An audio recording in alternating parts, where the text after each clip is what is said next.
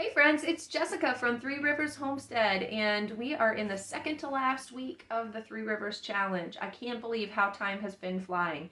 If you're new here, the Three Rivers Challenge is a pantry challenge that I do every January and February, and I document it here both on YouTube and on Instagram. If you follow the hashtag Three Rivers Challenge, you can see my posts and my videos as well as everybody else who is participating. And it's a great way to kind of connect with other like-minded homesteaders and families that do a lot of preserving and cooking from scratch using the things in their pantry. You can get lots of great hacks and ideas on how to use your pantry staples, and I really encourage you to check out the hashtag.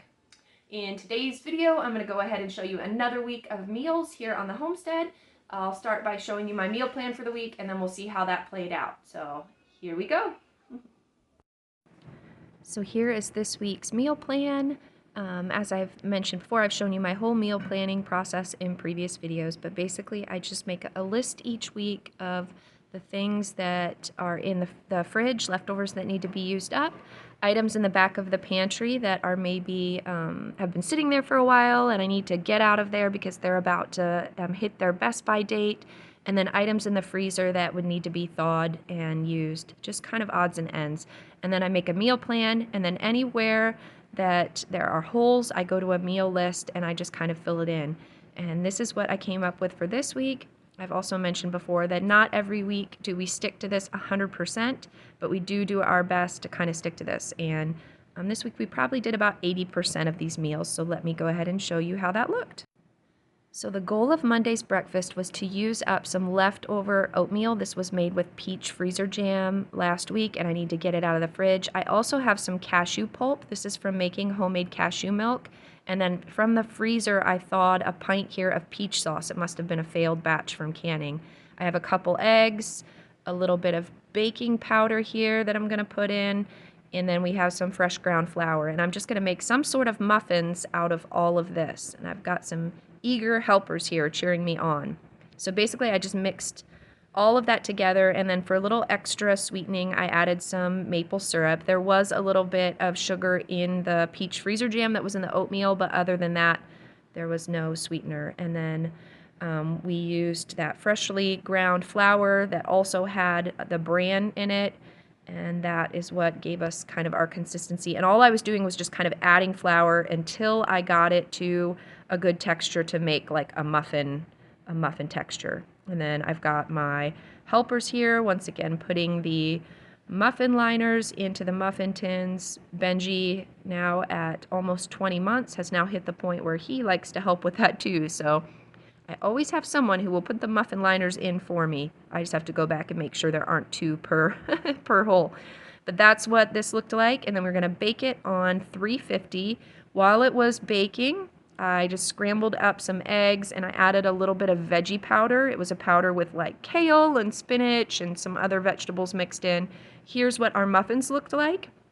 They took about 25 to 30 minutes in the oven on 350, and they turned out pretty good. They were a good texture and a good taste, and this is what it looked like plated up. The big kids usually eat about between 4 and 6 muffins. Little ones will usually just eat a couple. But everybody enjoyed that. We've got some silly boys. And now we're working on lunch. For lunch, we are using the drippings and the barbecue sauce from Friday's crock-pot ribs. And then I have 2 quart-sized jars of home-canned beans. These are white navy beans, I believe. And we're just going to drain those and then add them to the barbecue sauce and drippings to make like a baked bean. I also added a cube of frozen garlic scape puree, and we're going to add salt and pepper and just let this kind of cook on low in the crock pot today and be ready for lunchtime. So just a really easy lunch. We'll serve this with a little bit of rice, and I think the kids will like this. I mentioned in the last video that using my barbecue sauce drippings, using beans to make a meal out of that is probably my favorite way. Okay, and to that I added some freeze-dried rice. It's like instant rice. You can just add it to that, and then we have a beans and rice in a barbecue sauce. All right, now let's talk about dinner. I have 3 pounds of homegrown beef here, all thawed. I added some leftover rice that I had in the fridge from stir fry last week, and a pint of home canned salsa, 3 eggs. 1 egg per pound of meat usually works well, and we're just going to mix this all together, add some salt and pepper, and bake it into the oven, kind of like a meatloaf, but it takes less time if I flatten it out. And then we steamed a little bit of frozen broccoli to serve with it. Just an easy meal, nothing pretty, nothing fancy, but the kids really enjoyed it, and it had lots of good nutrition in it. So that is what we had for dinner on Monday. We did a good job of clearing out quite a bit of, poor baby's still sleeping. We need to wake him up for dinner. He had a long nap. But anyways, we were able to clean out the fridge of quite a bit of leftovers, and that was the goal. Tuesday morning, and we're going to make some zucchini muffins using this recipe, but I didn't have enough of just frozen zucchini. I decided to use some frozen carrots that I needed to use up to, and that will substitute just fine.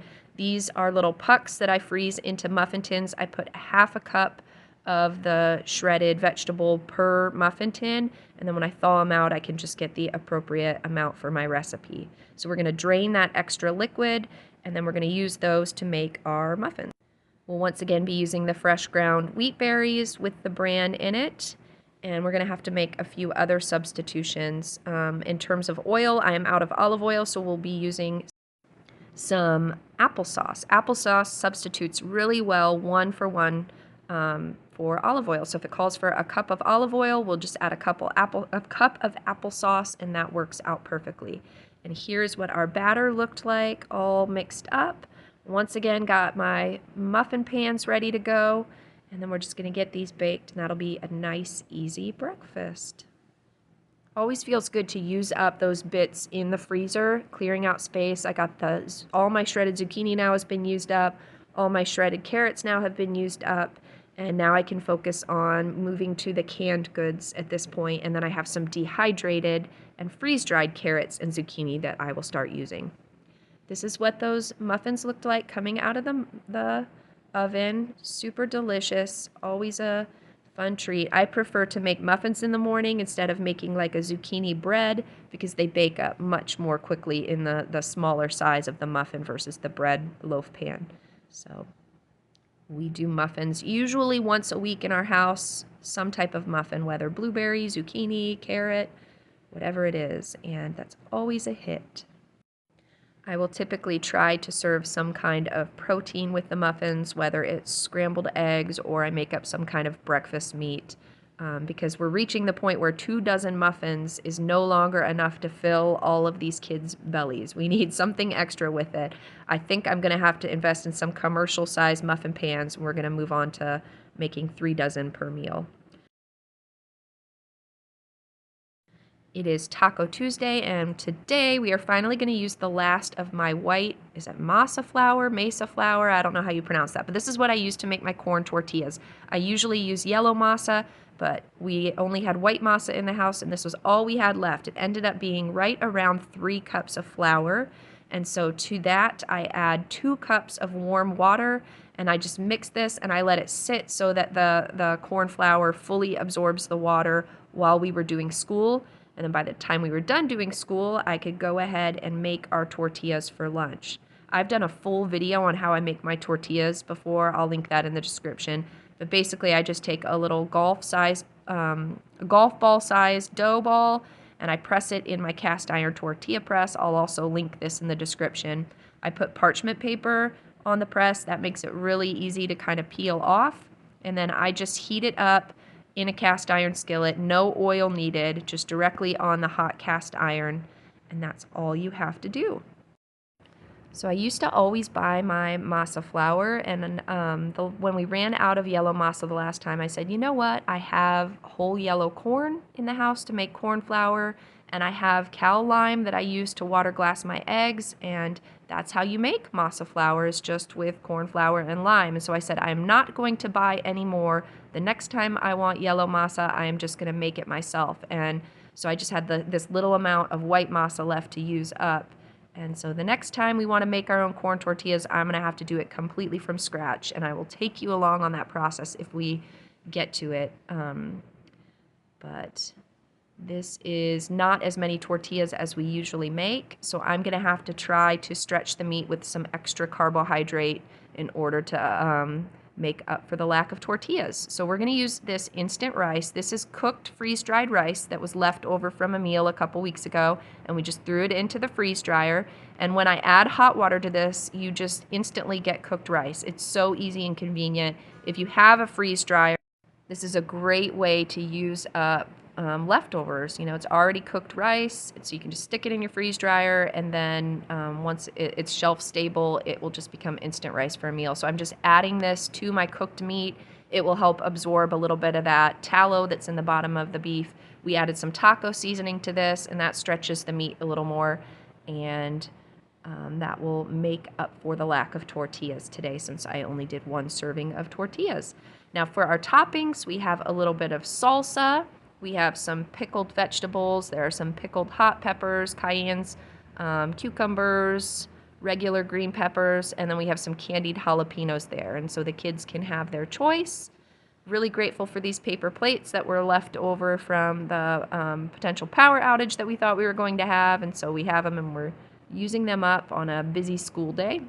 Here is some peach hot sauce I canned last year. I found another jar that was kind of hidden, and that is also a wonderful addition to our homemade tacos here. All right, let's work on dinner. I have some frozen basil cubes. These were just basil and olive oil, and I found them in the freezer. I'm going to add that basil to some cashew pieces in my food processor. We're going to add a little bit of lemon juice and salt and just enough water to turn this into kind of a pesto texture, I guess.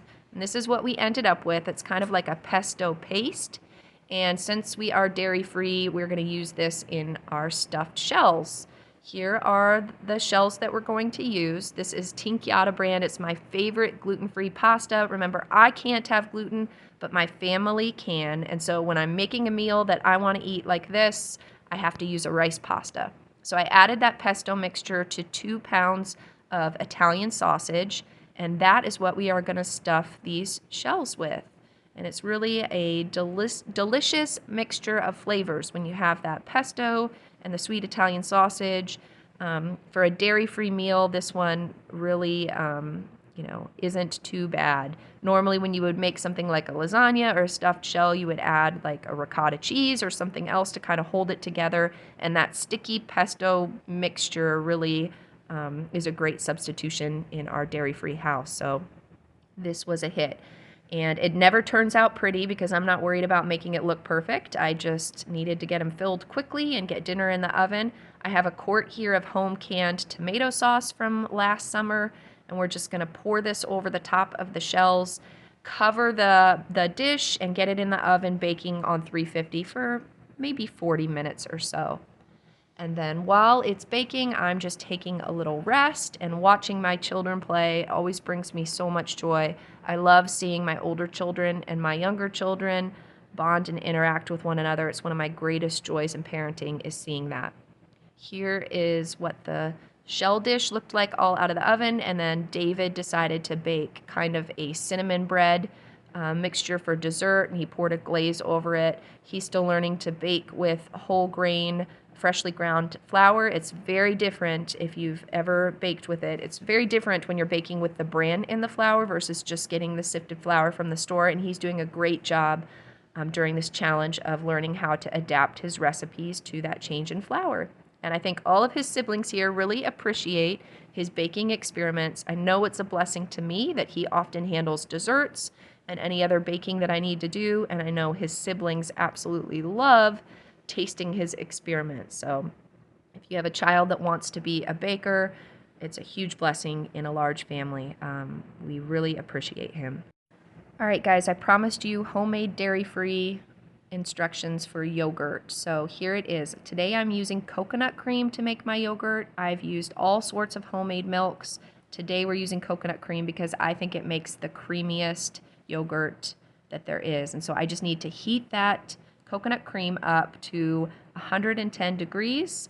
This is the yogurt starter that I use. I get it from Azure Standard. I've used several yogurt starters from Azure Standard before. I will link them in the description. But whatever homemade milk you're using, you just need to heat it up. I use a candy thermometer to get it to 110 degrees.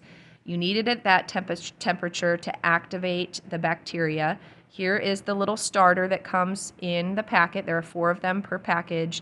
And this is just a bacteria, kind of like in a probiotic pill, that cultivates the yogurt and gives it that probiotic benefit. And so we're just going to add this packet now to the warmed up milk.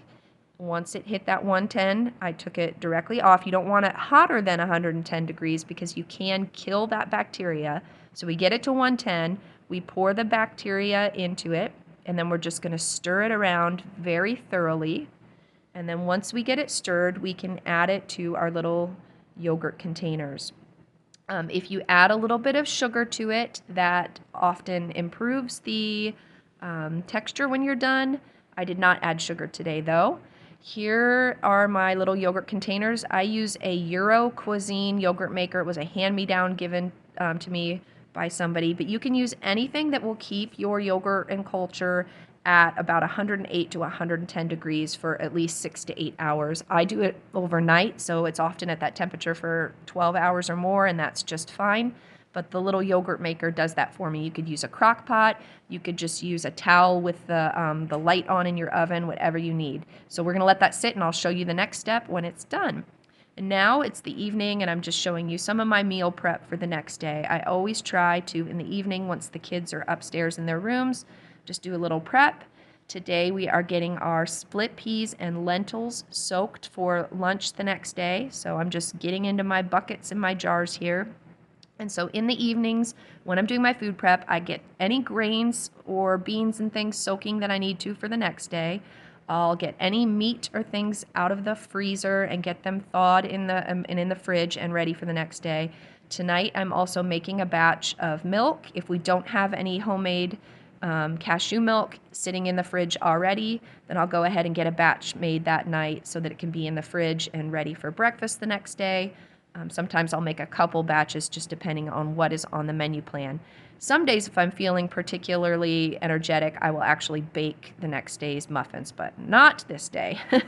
Now we are working on the next day's breakfast. Today I'm making carrot souffle that I promised you that I would share the recipe for that. We are out of olive oil, so I have moved on to using up the coconut oil that is in the pantry, and I just have to get it melted since it is solid at room temperature. I'm also going to be using flour. This is 6 tablespoons of flour for our souffle. To that flour, we're going to add 2 teaspoons of baking powder, 1 teaspoon of salt, and 1 cup of sugar. And those are our dry ingredients. You need 2 teaspoons of extract. Normally you would use vanilla, but I am out of vanilla, so I'm using almond, and it tasted delicious with that. I love the taste of almond extract. It smells so good. We're going to add 6 eggs, and thankfully our hens laid enough that we had just enough fresh eggs for the recipe. So all 6 of these eggs will be washed and added to the batter here. We're going to get that all mixed up, and we're adding that the coconut oil that is now liquid because it has been melted down. I got to try to get this stirred up before it starts cooking up our eggs that are in there. And then I'm taking 2 quarts of canned carrots. Through the canning process, these carrots are cooked and softened, so they are perfect for this recipe. If you weren't using canned carrots and were using fresh ones, you would actually need to boil them or cook them to soften them for the recipe. So this is a great way to use up canned carrots. I am just making sure to drain them, and I will save that carrot juice for another use. A lot of people don't like the taste of canned carrots. They do have a very distinct taste. So I find that this carrot souffle is a great way to use up these canned carrots. Now we're going to save that carrot juice, and we're going to put it in our soup later on today, so that will not be wasted. I've just got the batter in my mixer with the whisk function going to whip up those eggs a little bit, and I'm adding those canned carrots to the mixture, and we're just going to let that continue to kind of whisk up for a little bit and get all of those carrots mashed around and get the mixture nice and fluffy, and then we're going to get this in the oven and bake it. So we're going to bake it on about 350 for approximately 40 minutes, and that'll give us a souffle texture. I first had this recipe. My sister brought it to a Thanksgiving, I believe it was a Thanksgiving, some kind of family gathering, and she made it with gluten-free flour, and it turned out great. I've just greased 2 pie dishes here, and we're going to split this between the 2 dishes to get this baked up. So you can make this gluten-free. Just use a regular, like 1-to-1 gluten-free baking flour, and that will work out perfectly. So all right, while that is in the oven, we're going to work on today's soup. Here are the split peas and lentils that I had soaking overnight, and as you can see, they got a lot of the moisture. We're going to drain them and get them in the pot, and then we're going to add that carrot juice to it too. So here we go. Here's everything else that we're going to add. Besides that carrot juice that we're going to put here so that it isn't wasted, we use all those nutrients from the carrots in the soup. I found 2 little pint-sized jars of random broth or whatever this is that was in the freezer, so we thawed it, and we're going to add that to the soup just to get it used up. And then I have those jars out of my freezer now, making space for other things. And then I also found in the freezer, this was just a little container of some leftover potatoes and carrots and onions from a roast that had been cooked last fall.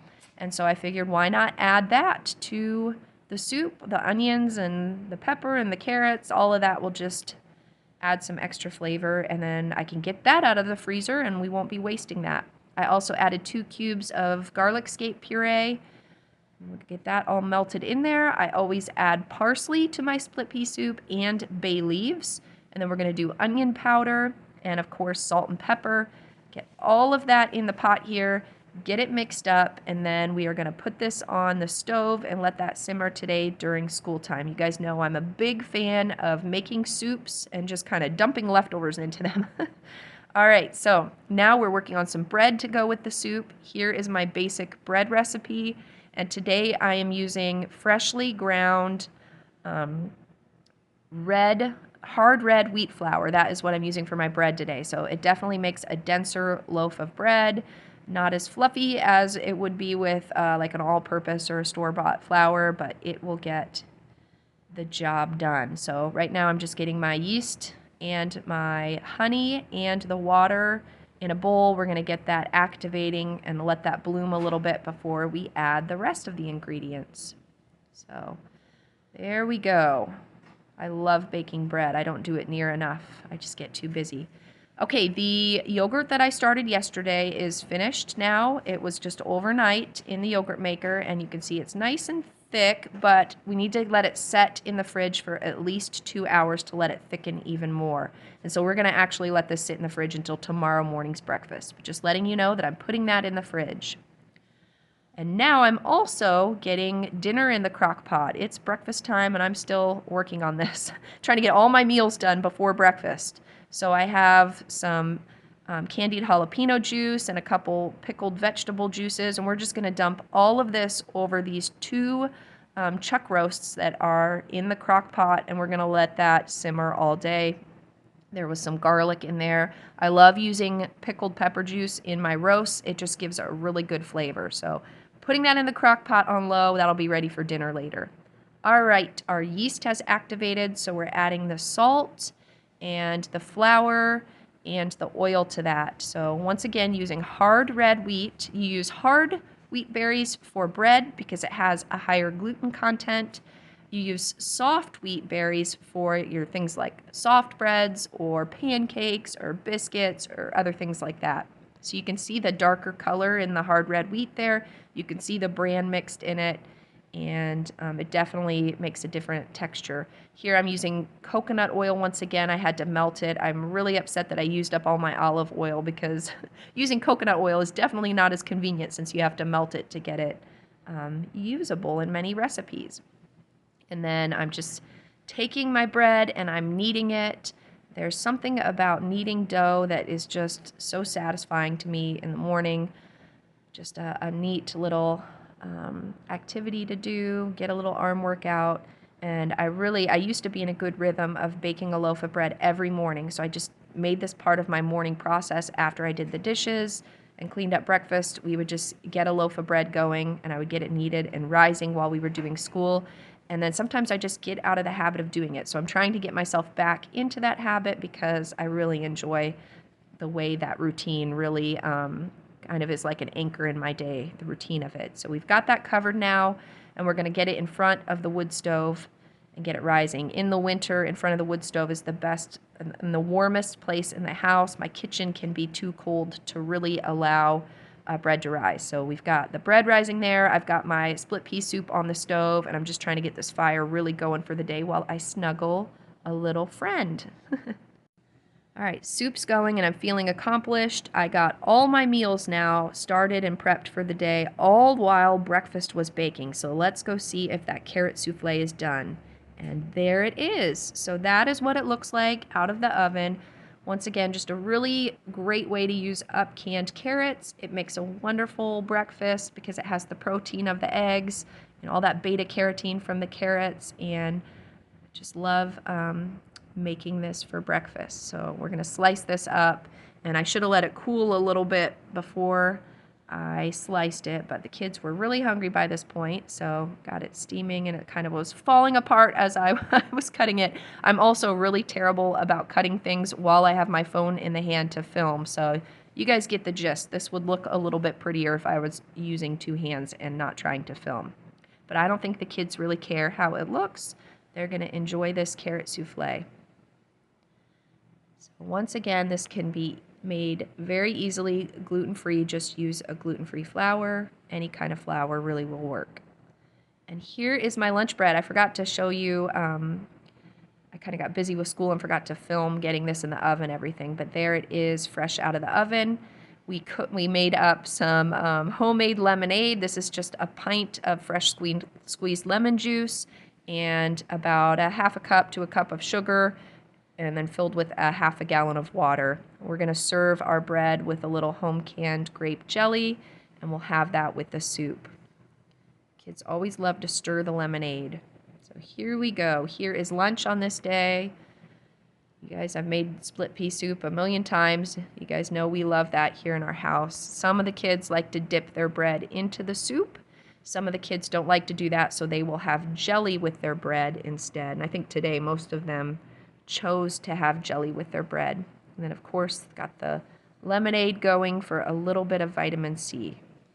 So a nice little meal on a cold winter day.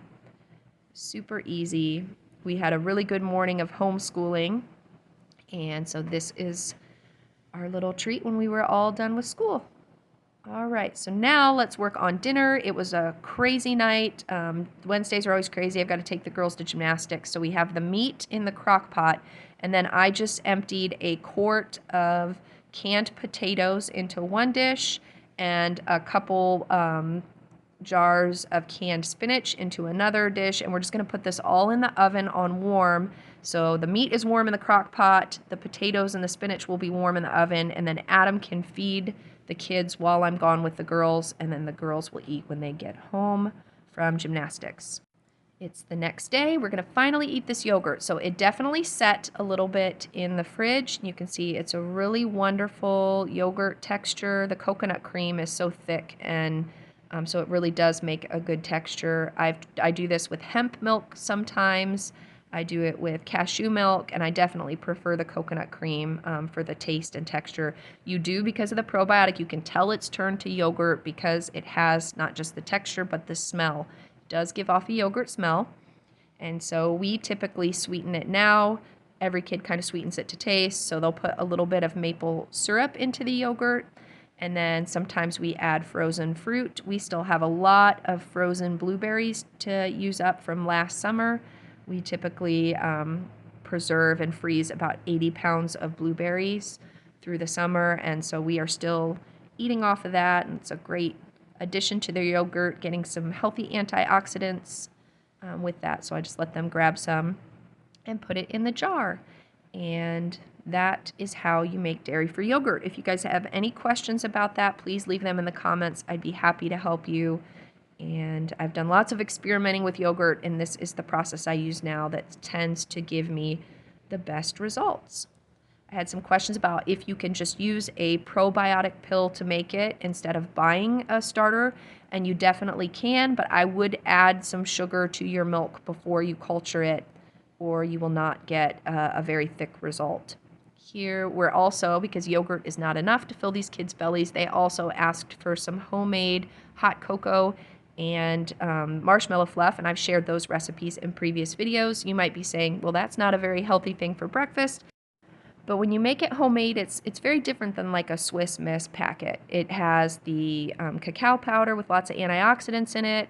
We use cashew milk without any additives or anything like that. It gives you a little protein. The marshmallow fluff has gelatin that's good for the gut and for bone health. And then we add some maple syrup that has lots of minerals and things. So I actually find this to be a really healthy addition to a breakfast. And, the kids sure do enjoy it, as do I. So I'm not worried about that being unhealthy for them. Here's what their yogurt looked like. I'm going to go ahead and just sweeten it for them, adding a little bit of maple syrup per jar. And some people have also asked, can you use a little bit of a previous batch's yogurt to start a new batch of dairy-free yogurt? And I have not had great success with that in the past. I find that with each batch I make, it tends to get runnier, and so I really do have my best results making yogurt with a store-bought vegan yogurt culture. So that's what we do. And if you're making it yourself, it actually, despite the cost of the starter, it is much cheaper to make it than it is to buy dairy-free yogurt in the store. So you are still going to be saving money if you're making your own milk and making it from scratch at home, even if you have to buy that vegan starter. And if you buy it through Azure Standard in bulk, you can just keep that starter in the freezer and you get a better price buying it in bulk. Keep them in the freezer and they will stay good for a really long time in the freezer for you. So that's a really affordable way to do it. Everything is cheaper when you buy it in bulk. And as you can see, my little ones are really enjoying the taste. They love the coconut yogurt the best.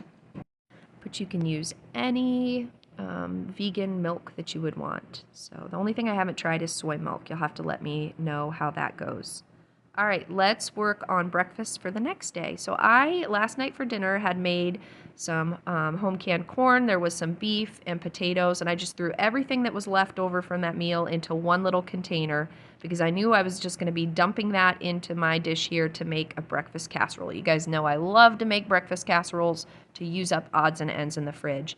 And then our hens are finally laying enough eggs. The weather was up in the 50s in the middle of the week, and so we got 1, 2, 3, 4, 5, 6, 7, 8, 9, 10 eggs in one day, which is the most we've gotten in a long time. So we're going to use these fresh eggs to go ahead and make a casserole. So I put the leftovers in the bottom. I added veggie powder on top of the leftovers, and then we're just going to scramble the eggs, add a little bit of salt and pepper, and pour that on top of the pan. And then after it baked on 350 for a while, it takes about 45 minutes for the center of that casserole to cook up.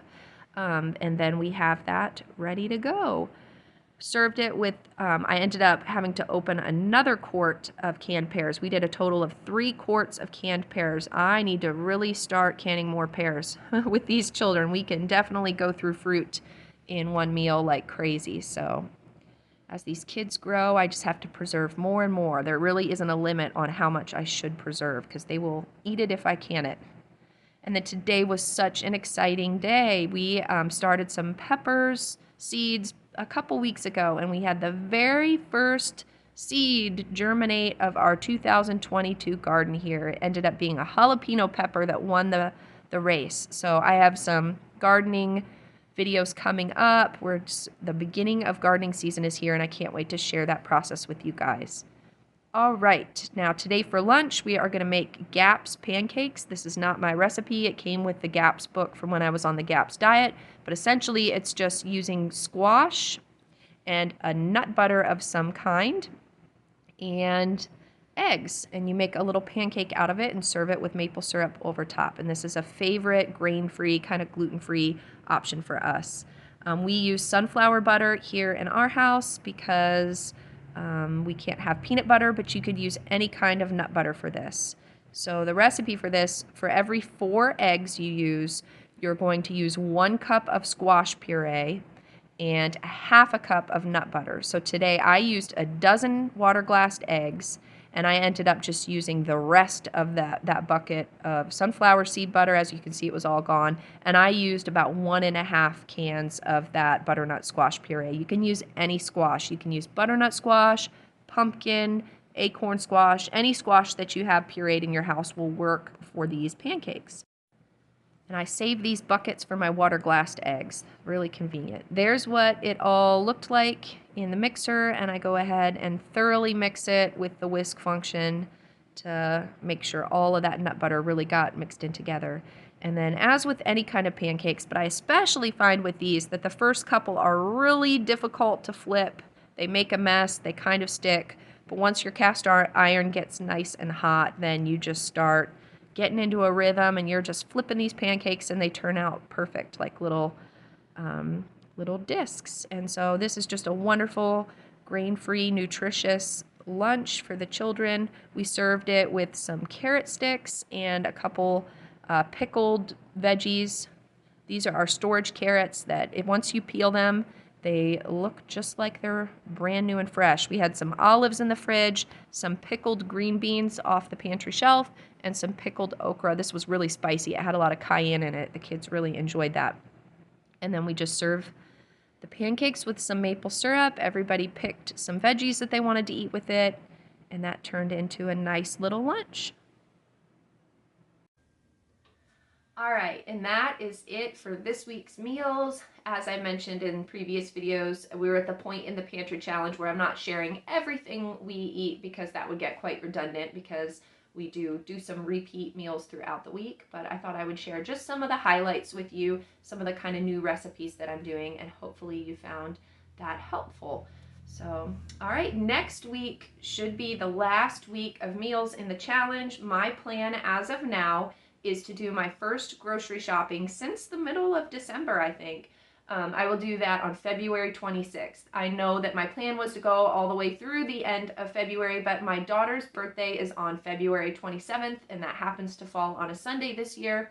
And one of my, I guess, rules in the challenge was that if my children on their birthdays want something in their meal that we don't have in the house, then I would go buy those ingredients. And I'm assuming that there's something that she's going to want that we don't have in the house at this point in the challenge. And if I'm already going to go to the grocery store on the 26th to buy things for her birthday, it's a Saturday, it would just be really convenient for me to go ahead and do our grocery shopping then. So that is the plan. On February 26th, I will probably do an Aldi run, and I will do a Sam's Club run, and I will share those hauls with you in the following week's videos to kind of show you how we prioritized kind of refilling the pantry after not going grocery shopping for a couple of months. And as you know, our grocery budget, I've talked about this before, I try to spend between $700, and now with inflation, it's probably going to be creeping up more towards $800 for our family of 9. We buy mostly organic as much as we can, Whole Foods, those kinds of things to fill our pantry. And so $800 is about the maximum that I will spend per month on food. That does not include our homegrown meat and eggs and some of the produce that we preserve here. And so usually about half of that grocery money is spent at places like Aldi and Sam's Club. The other half, usually around $400 a month, I spend through Azure Standard. It just so happens that my next Azure Standard order that I would be ordering in is due on March 1st, and then I will not be able to pick that up until the following week. So while I will be doing our half of our grocery shopping for the month on February 26th, the rest of our grocery shopping for the month of March won't take place. I won't receive that food until the second week of March. So I guess that kind of evens things out. And I'll definitely show you that Azure haul as well. So in the meantime, what I'm doing is kind of making a list of all the things that we have run out of in the last 2 months, and it really isn't a very big list at this point. There's only maybe 10 things on that we have run out of that I need to replace. I'm also making a list of things that we are getting low on, and then I will just start prioritizing that. And in the month of March, the things that are really top priority, those are the things that we will get in the house first, and then the rest of it will be kind of spread out in Azure orders through the rest of the year.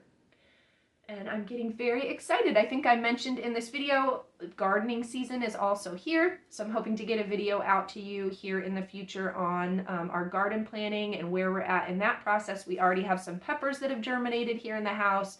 I'm going to do some winter sowing here in the coming weeks. Just a lot of exciting, excuse me, a lot of exciting garden stuff happening that I want to take you along for. So Just because the Pantry Challenge is ending, it doesn't mean there won't be content coming out to you. We're getting ready to start the really busy homesteading season here of growing food. I'm getting very excited, and I hope to take you along on that journey this year. I hope you'll stick around and subscribe because there's lots of fun stuff coming up. But all right, that's it for this week. As I mentioned, next week will be the last video in this series, but I promise to keep sharing food videos.